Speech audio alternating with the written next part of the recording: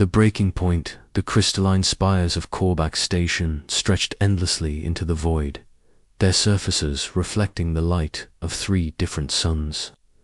This marvel of engineering served as the heart of galactic civilization, where species from across the galaxy gathered to share knowledge, trade, and maintain the delicate balance of interstellar peace.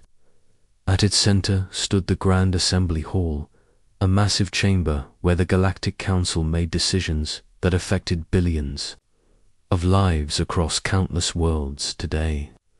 The hall buzzed with tension as representatives from over 50 species filled the curved amphitheater. The air recycling systems worked overtime to accommodate the diverse atmospheric requirements, creating a complex mixture of gases that somehow sustained life from a dozen different evolutionary paths. Universal translators hummed softly, converting the clicks, whistles, and harmonic vibrations of alien languages into comprehensible speech. At the highest tier of the chamber sat the 3 powers that had dominated galactic politics for over 2 millennia. The Thrakari Collective occupied the eastern section, their chitinous forms gleaming under the artificial lighting. Queen Mine Zexara, a massive creature with 4 arms and compound eyes that reflected rainbow patterns, communicated through pheromone releases that her drones translated for the lesser species. The Thrakari had achieved perfect unity through their hive mind structure, viewing individuality as a weakness that plagued inferior races. To the west, the Zilonian Empire maintained their section at precisely -40 degrees, the temperature required for their energy-based physiology. High Regent Vorthok appeared as a shimmering column of blue-white light contained within a humanoid force field projection. The Zilonians had transcended physical form cons ago, becoming beings of pure energy who saw organic life as a temporary evolutionary stage that most species would eventually outgrow. The southern platform belonged to the Aquatic Depths Collective, their representatives floating in massive tanks filled with the high-pressure liquid methane of their homeworld. Prime Current Gullanth moved through the viscous fluid with graceful undulations, her bioluminescent patterns creating a hypnotic display that conveyed meaning beyond words. The collective had mastered biotechnology to a degree that other species found both fascinating and disturbing in the lower sections. Relegated to what the major powers called the developmental tier, sat the younger species. The feathered Kethani preened nervously, their hollow bones making them appear fragile compared to the dominant races. The crystalline Mordecai reflected light in sharp geometric patterns, their silicon-based biology making them slow to adapt, but incredibly durable. And there, in a small section that seemed almost forgotten, sat the human delegation.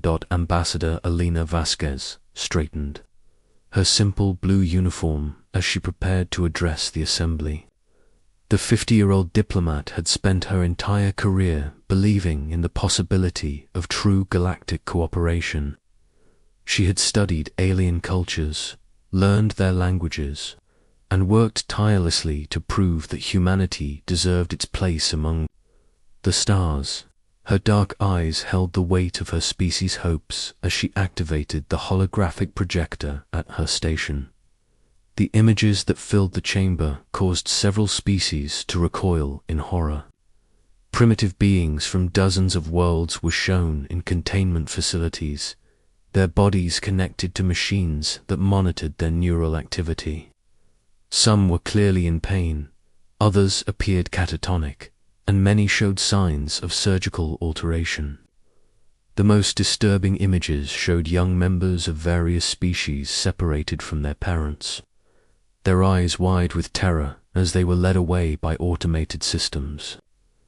"Honored members of the Council," Alina began, her voice carrying across the chamber with quiet authority.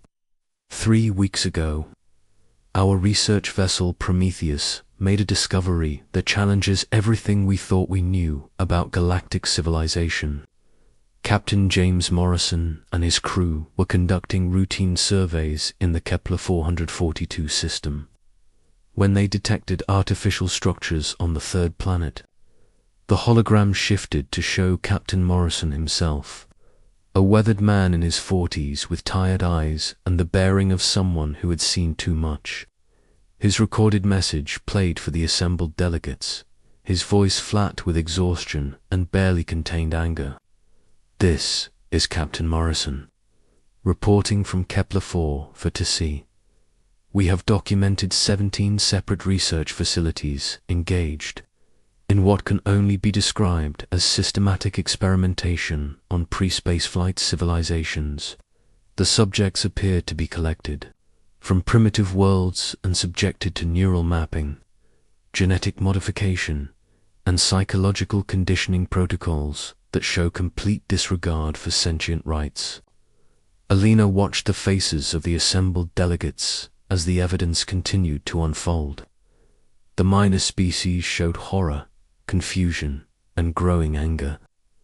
But the three major powers remained unmoved, their representatives displaying what could only be described as mild annoyance at the interruption. Dr. Michael Torres, our chief xenobiologist, has analyzed the data extensively. Alina continued, bringing up new displays that showed the scope of the operations. These facilities have been active for at least 5 centuries.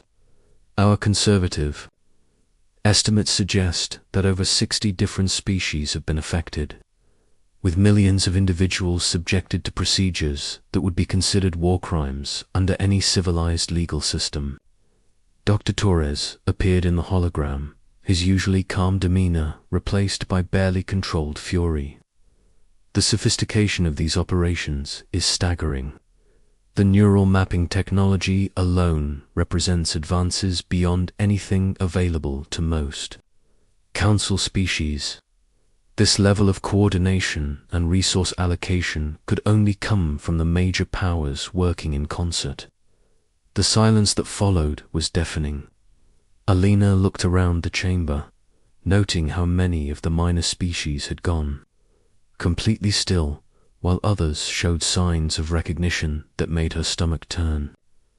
The major powers, however, seemed to be waiting for something green-mined. Zexora was the first to respond, her drones releasing a complex pattern of pheromones that the translators converted into words dripping with condescension. The Thackeray collective finds these allegations both disturbing and poorly substantiated. Young species often misinterpret what they observe, lacking the context and wisdom to understand the complexities of galactic management. High Regent Vorthok's energy form pulsed with patterns that conveyed dismissal. The Zolonian Empire concurs with our esteemed colleague. These images could easily be fabricated or represent legitimate research operations misunderstood by inexperienced observers. We must be cautious about accepting such inflammatory claims without proper verification through established channels. Prime. Current Gullant's bioluminescent patterns shifted to what Alina recognized as the aquatic equivalent of a sneer. The Depths Collective questions the motives behind these accusations. Perhaps this represents an attempt by an ambitious species to gain political advantage through sensationalism and the exploitation of emotional responses. Alina felt her carefully maintained diplomatic composure beginning to crack. Honored members, we are not making accusations. We are presenting evidence of systematic abuse and requesting immediate investigation. Surely the Council has a responsibility to protect primitive species from exploitation. The Council has a responsibility to maintain galactic stability. Zexora-est drones translated, their mechanical voices carrying the weight of absolute authority. These facilities serve important research purposes that benefit all species. The subjects are primitive beings from worlds that have not yet achieved spaceflight, Their sacrifice serves the greater good of galactic civilization. The casual admission hit Alina like a physical blow. Their sacrifice. These are sentient beings, with families, cultures, and the right to develop naturally. How can you speak of their suffering as a sacrifice for the greater good? Vorthok's S-energy form brightened with what Alina had learned indicated amusement. The Zilonian Empire has observed many species make the transition from primitive to advanced. Most fail. Those that succeed do so through strength, adaptation, and the willingness to accept difficult truths. These research programs help us understand the factors that determine success or failure by torturing children. Elena's voice rose despite her best efforts to remain diplomatic. By separating families and conducting experiments that result in death rates of over 30% annually. By gathering necessary data, Gallanth replied, her patterns now showing open contempt. The Depths Collective has participated in these programs for centuries. The knowledge gained has allowed us to guide worthy species toward advancement, while preventing the waste of resources on those destined for failure. Alina looked around the chamber, seeing the fear in the eyes of the minor species and the cold calculation in the major powers. In that moment, she understood that this was not ignorance or bureaucratic inefficiency. This was systematic genocide disguised as research, sanctioned by the very beings she had spent her career trying to join. The human delegation formally requests that a full investigation be launched immediately, she said, her voice steady despite the horror she felt. We also request that all research facilities be shut down pending a review of their practices, and the immediate release of all subjects to their homeworlds. The three major powers exchanged communications in frequencies beyond human hearing. Queen Mind, Zexara's response came swiftly. The Thrakari Collective denies this request. The research programs are vital to galactic security and advancement. They will continue under proper supervision. The Zilonian Empire concurs. Vorthok added, these facilities operate under lawful authority granted by this council. Their work is both necessary and beneficial. The Depths Collective agrees. Gallanth concluded, the human delegation will submit their concerns to the appropriate committees for review. This matter is now closed. Alina stood in the sudden silence, feeling the weight of her species' failure crushing down on her. She had come here believing in justice, in the possibility of galactic civilization built on mutual respect and cooperation. Instead, she had found a system built on the bones of the innocent, maintained by beings who saw suffering as an acceptable cost of progress. Honored members, she said quietly, I want to be absolutely clear about what has been said here today. You have admitted to the systematic capture, experimentation, and murder of primitive beings. You have stated that this will continue regardless of moral objections. And you have made it clear that humanity's concerns are irrelevant to your decision-making process. That is correct, Zexarus Drones replied without hesitation. The Thrakari Collective appreciates the human delegation's newfound understanding of their position in galactic society. Alina nodded slowly, her mind racing through implications that would reshape humanity's entire relationship with the galaxy. Thank you for your honesty. The human delegation has no further questions. As the session officially ended and delegates began to file out, Alina remained seated, watching the major powers confer among themselves with obvious satisfaction. The evidence of systematic atrocities had been dismissed, the suffering of millions ignored, and humanity's naive belief in galactic justice shattered in a single afternoon. Captain Morrison approached her as the last delegates departed.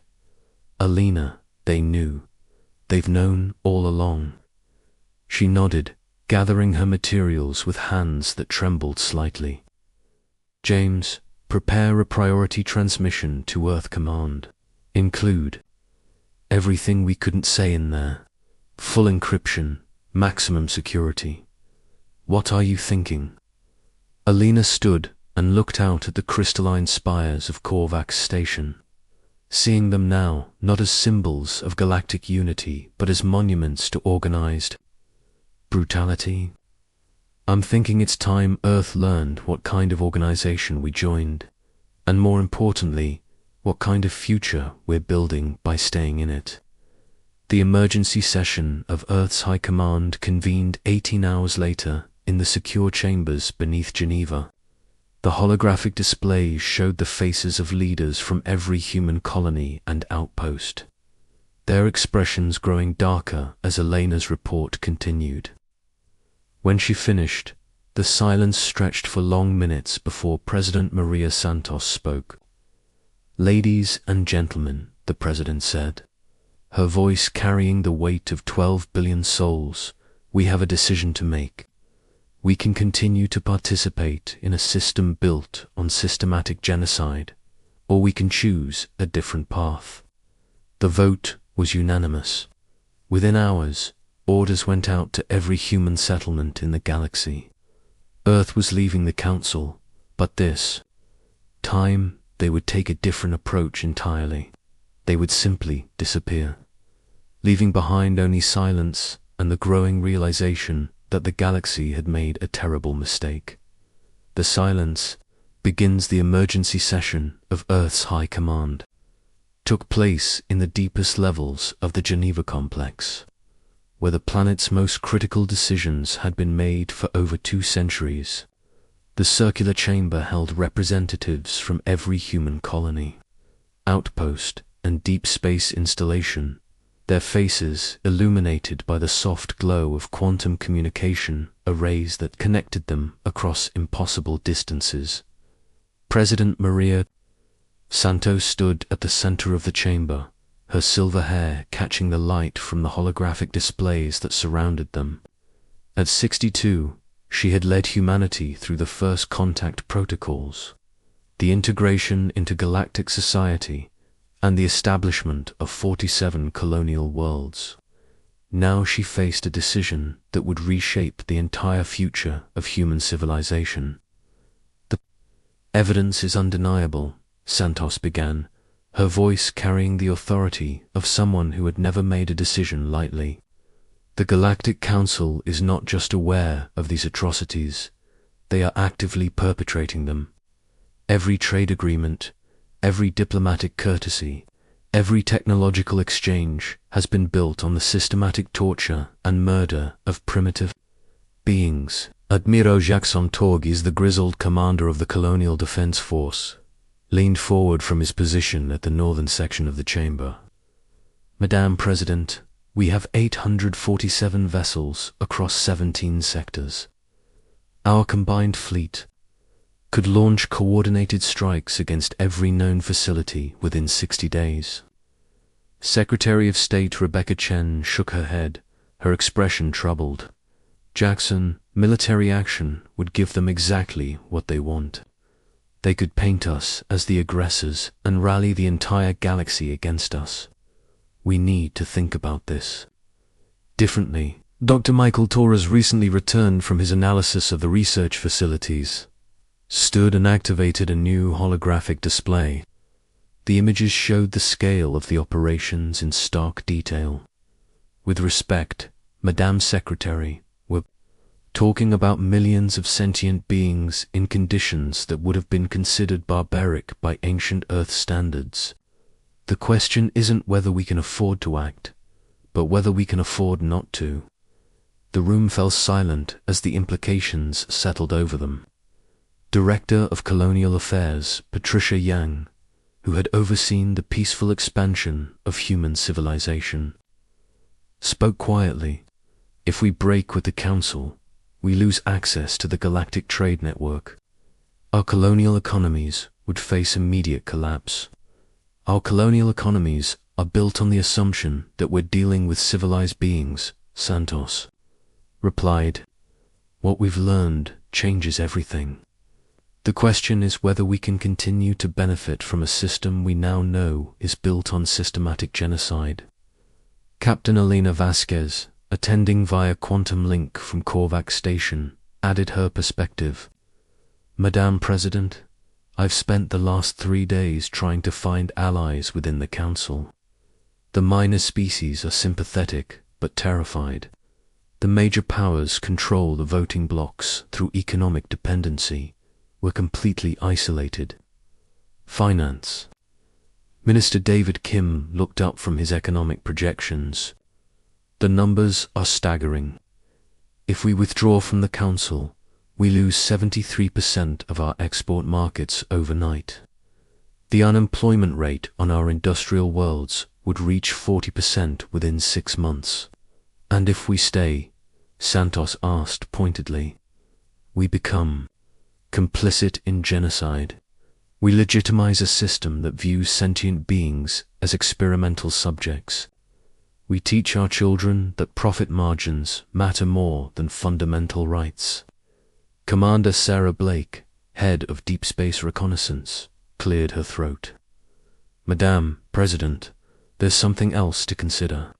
Our survey teams have identified over 300 systems in the Outer Rim that show signs of primitive civilizations.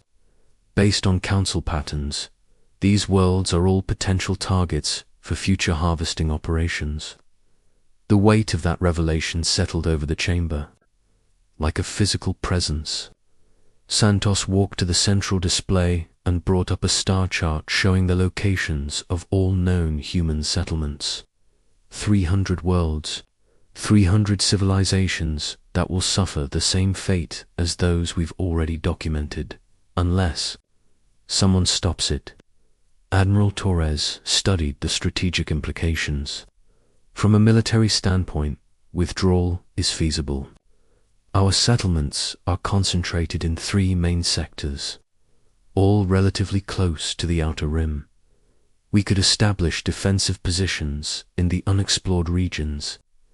You're talking about abandoning everything we've built, Yang said, her voice barely above a whisper. 47 worlds, thousands of installations, centuries of careful diplomatic work. We're talking about saving our souls, Santos replied. The question is whether we can live with ourselves if we continue to participate in systematic murder. Dr. Torres brought up medical data from the research facilities. The neural mapping procedures alone have a 15% fatality rate. The genetic modification experiments kill another 20%. These aren't scientific studies, they're systematic torture disguised as research. Secretary Chen activated her own display, showing the political structure of the galaxy. The Council system is designed to prevent exactly this kind of coordinated response. The major powers maintain control through economic dependency and military superiority. Even if we could convince other species to join us, they lack the resources to break free. Then we do it alone, Santos said firmly. We've always been outsiders in their system anyway. They've made it clear that we're useful tools, not equals. The debate continued for hours, but the conclusion was inevitable. Every piece of evidence pointed to the same reality. The Galactic Council was irredeemably corrupt, built on foundations of systematic cruelty that could not be reformed from within. The only moral choice was complete withdrawal. When the final vote was called, it was unanimous. Every human leader, from the smallest mining outpost to the largest colonial world, agreed to the most dramatic decision in their species' history. Santos stood and looked around the chamber one final time. Ladies and gentlemen, we are about to embark on the greatest challenge our species has ever faced. We will withdraw completely from galactic society. We will establish new settlements in the Outer Rim, and we will build something better. The implementation began immediately. Across the galaxy, human facilities received coded transmissions that activated protocols developed in secret over the previous months. The message was simple. Operation Starfall is active. Begin immediate withdrawal. On Kepler 438b, the human agricultural colony that supplied food to 3 star systems. Administrator Lisa Park watched her screens as transport ships began loading essential equipment. The Zolonian trade representatives, who had arrived for their scheduled negotiations, found empty offices and automated messages explaining that all contracts were being terminated. At the Vega Research Station, Dr. Amanda Foster supervised the destruction of sensitive data while her team prepared to evacuate.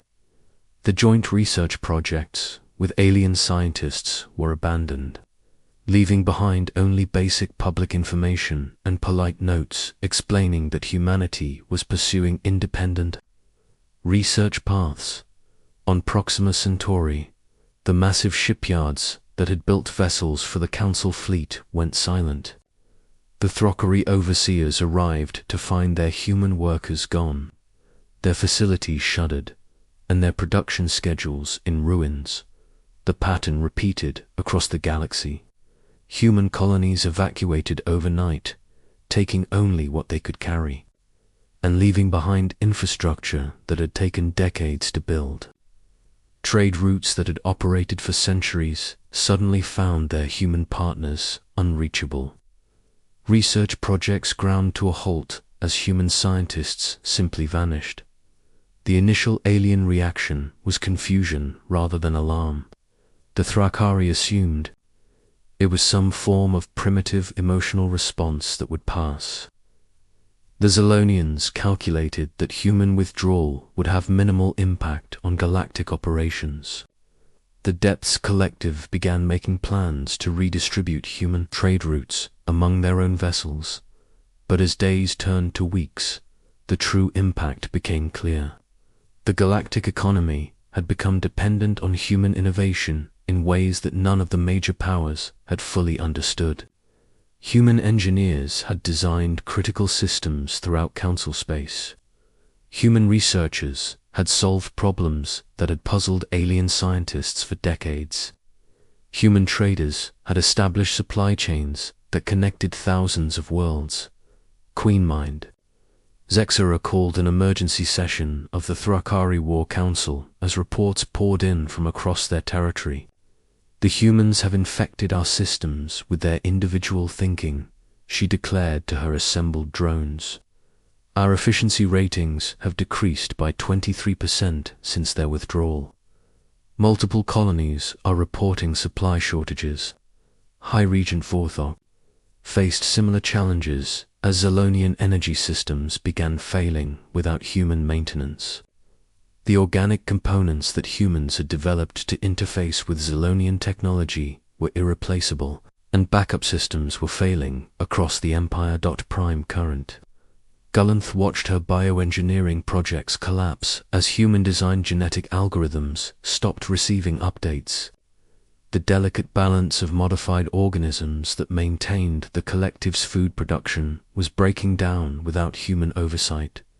On Korvax Station, the effects were even more dramatic. The massive structure had been maintained by human engineering teams for over 50 years. Without them, critical systems began failing. The atmospheric processes that maintained the complex mixture of gases needed for interspecies meetings started malfunctioning. The quantum communication arrays that connected the Council to the galaxy began experiencing cascading failures. 3 months after the withdrawal began, the Council convened an emergency session. The chamber that had once buzzed with the voices of 50 species now held barely 20 representatives. Many of the minor species had simply stopped attending, claiming technical difficulties or resource shortages. The humans must be contacted, Zexara declared, her drones struggling to maintain their usual composure. The Thrakari collective requires their immediate return to fulfill their obligations. The Zalonian Empire concurs, Vorthok added, his energy form flickering with patterns that betrayed his growing desperation. This withdrawal is causing unacceptable disruptions to galactic stability. The Depths Collective has prepared generous incentives for human cooperation, Gulanth announced. We are prepared to offer significant trade advantages in exchange for their immediate return. But every attempt to contact humanity was met with silence. Communication arrays that had once carried messages across the galaxy now transmitted only automated responses. The human delegation is no longer available for consultation. Please direct all inquiries to local authorities. The silence was absolute and terrifying. For the first time in their species' history, the major powers faced a problem they could not solve through force or intimidation. An entire civilization had simply chosen to walk away, leaving behind a galaxy that suddenly seemed empty and broken. As the months passed, the true scope of human contributions became clear. The agricultural systems that fed billions were failing. The transportation networks that connected star systems were breaking down. The research projects that had promised solutions to galactic problems were abandoned. But perhaps most disturbing was the discovery that humanity had been quietly documenting everything.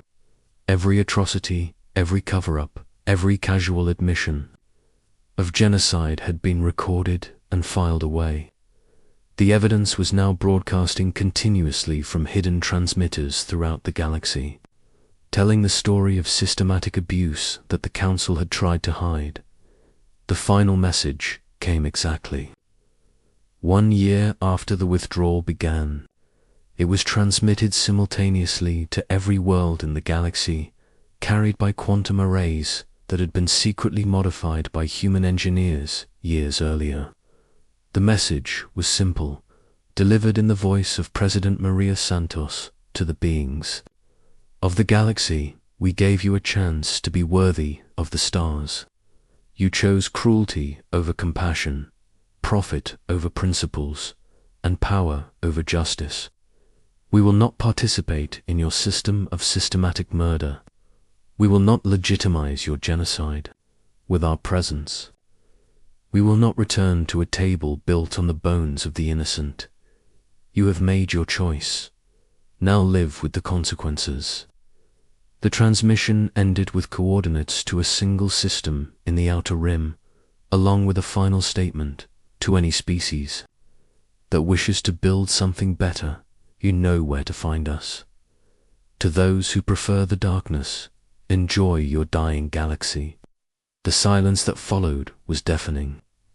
For the first time in millennia, the major powers of the galaxy faced a future without the humans who had quietly become essential to their survival. They had gained nothing from their cruelty and lost everything that mattered in the empty chambers of Korvax Station, where the lights flickered and the air grew thin. The surviving council members finally understood what they had thrown away. But understanding came too late. Humanity had chosen silence, and in that silence, the galaxy heard the sound of its own judgment.